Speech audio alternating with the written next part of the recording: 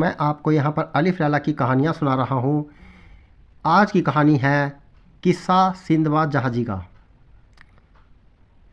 Sinbad जहाजी की पहली यात्रा। सिंदबाद ने कहा कि मैंने अच्छी खासी पैतृक संपत्ति पाई थी, किंतु मैंने नौजवानी की मूर्खताओं के वश में पड़कर उसे भोग विलास में उड़ा डाला। मेरे पिता जब जीवित थे तो कहते थे कि निर्धनता की अपेक्षा मृत्यु श्रेयकर है। सभी बुद्धिमानों ने ऐसा कहा है। मैं इस बात को बार बार सोचता और मन ही मन अपने दुर्दशा पर रोता। अंत में जब निर्धनता मेरी सहन शक्ति से बाहर हो गई तो मैंने अपना बचा खुचा सामान बेच डाला और जो पैसा मिला उसे लेकर समुद्री व्यापारियों के साथ गया और कहा कि अब मैं भी व्यापार के लिए निकलना चाहता हूँ।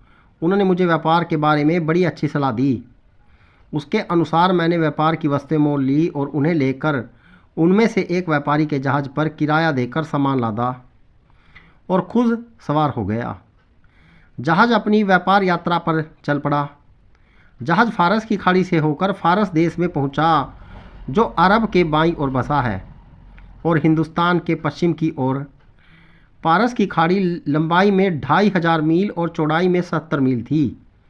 मुझे समुद्री यात्रा का अभ्यास नहीं था, इसलिए कई दिनों तक मैं समुद्री बीमारी से ग्रस्त रहा।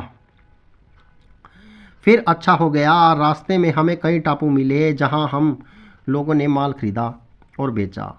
एक दिन हमारा जहाज़ पाल उड़ाए हुए जा रहा था। तभी हमारे सामने एक हरा भरा सुंदर द्वीप दिखाई दिया। कप्तान ने जहाज़ के पाल उतरवा लिया और लंगर डाल दिए और कहा कि जिन लोगों का जी चाहे वे इस द्वीप की सैर कर आएं। मैं और कई अन्य व्यापारी जो जहाज़ पर बैठे बैठे उब गए थे, खाने का सामान लेकर उस द्वीप पर नाव द्वारा चले गए। किंतु वह द्वीप उस समय हिलने लगा जब हमने खाना पकाने के लिए आग जलाई। यह देखकर व्यापारी चिल्लाने लगे कि भागकर जहाज़ पर चलो, यह टापू नहीं है, यह बड़ी मछली की पीठ है। हम लोग कूद कूद कर जहाज़ की छोटी नाव पर बैठ गए। मैं अकुशलता के कारण ऐसा न कर सका। नाव जहाज़ की ओर चल पड़ी। इधर मछली ने, जो हमारे आग जलाने से जाग गई थी, पानी में गोता लगाया। मैं समुद्र में बहने लगा। मेरे हाथ में सिर्फ एक लकड़ी थी जिसे मैं जलाने के लिए लाया था। उसी के सहारे समुद्र में तैरने लगा। मैं जहाज़ तक पहुंच पाऊं इससे पहले ही जहाज़ लंगर उठाकर चल दिया। मैं पूरे एक दिन और एक रात उस अथाह जल में तैरता रहा। थकान ने मेरी सारी शक्ति हर ली और मैं तैरने के लिए हाथ पांव चलाने के योग्य भी न रहा। मैं डूबने ही वाला था कि एक बड़ी समुद्री लहर ने मुझे उछाल कर किनारे पर फेंक दिया। किंतु किनारा समतल नहीं था, बल्कि खड़े ढलान का था। मैं किसी प्रकार मरता गिरता वृक्षों की जड़ें पकड़ता हुआ ऊपर पहुंचा और मुर्दे की भांति जमीन पर गिरा रहा। जब सूर्योदय हुआ तो मेरा भूख से बुरा हाल हो गया। पैरों से चलने की शक्ति नहीं थी, इसलिए घुटनों के बल घसीटता हुआ चला। सौभाग्य से कुछ ही दूरी पर मुझे मीठे पानी का एक स्तोत्र मिला, जिसका पानी पीकर मुझे जान आई। मैंने तलाश करके कुछ मीठे फल और खाने लायक पत्तियां भी पा ली और उनसे पेट भर लिया। फिर मैं द्वीप में इधर उधर घूमने लगा। मैंने एक घोड़ी चढ़ती देखी। बहुत सुंदर थी, किंतु पास जाकर देखा तो पाया कि खूंटे से बंधी थी। फिर पृथ्वी के नीचे से मुझे कुछ मनुष्यों के बोलने की आवाज़ आई और कुछ देर में एक आदमी ज़मीन से निकलकर मेरे पास आकर पूछने लगा, तुम कौन हो, क्या करने आए हो? मैंने उससे अपना हाल बताया तो वह मुझे पकड़कर तहखाने में ले गया। वहाँ कई मनुष्य और थे। उन्होंने मुझे खाने को दिया। मैंने उनसे पूछा कि तुम लोग इस निर्जन द्वीप में तहखाने में बैठकर क्या कर रहे हो? उन्होंने बताया, हम लोग बादशाह के साइस हैं। इस द्वीप के स्वामी बादशाह वर्ष भर में एक बार यहाँ अपनी अच्छी घोड़ियाँ भेजते हैं ताकि उन्हें दरियाई घोड़ों से गर्भिन कराया जाए। इस तरह जो बछड़े पैदा होते हैं वे राजघरानों के लोगों की सवारी के काम आते हैं। हम घोड़ियों को यहाँ बांध देते हैं और छुपकर बैठ जाते हैं। दरियाई घोड़ों की आदत होती है कि वह समूह के बाद घोड़ी को मार डालता है। जब वह घोड़ा समूह के बाद हमारी घोड़ी को मारना चाहता है तो हम लोग तहखाने से बाहर निकलकर चिल्लाते हुए उसकी ओर दौड़ते हैं। वह सुनकर भाग जाता है और समुद्र में डुबकी लगा लेता है। कल हम लोग अपनी राजधानी को वापस होंगे।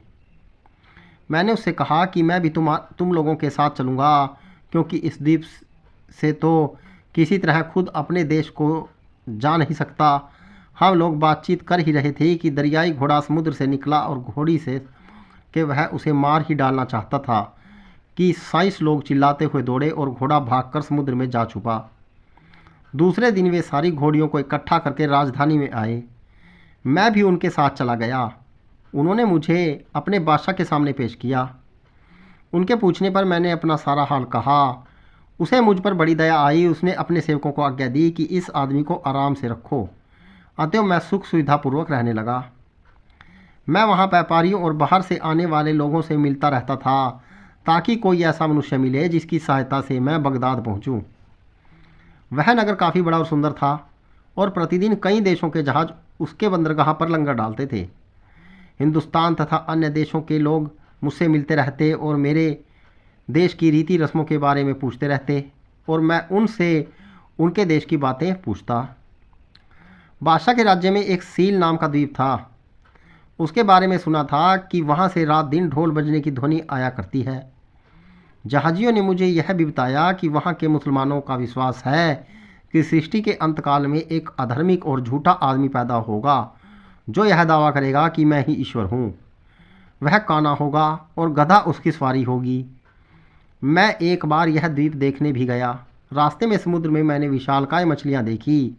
वे 100 हाथ लंबी थी, बल्कि उनमें से कुछ तो 200 हाथ लंबी थी। उन्हें देखकर डर लगता था, किंतु वे स्वयं इतनी डरपोक थी कि तख्ते पर आवाज़ करने से ही भाग जाती थी। एक और तरह की मछली भी मैंने देखी। उसकी लंबाई 1 हाथ से अधिक न थी, किंतु उसका मुंह उल्लू का सा था। मैं इसी प्रकार बहुत समय तक सैर सपाटा करता रहा।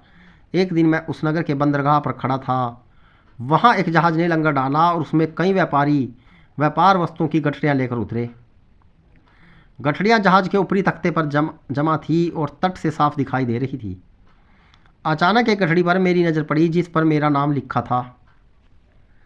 मैं पहचान गया कि यह वही गठरी है जिसे मैंने बरसा में जहाज़ पर लादा था।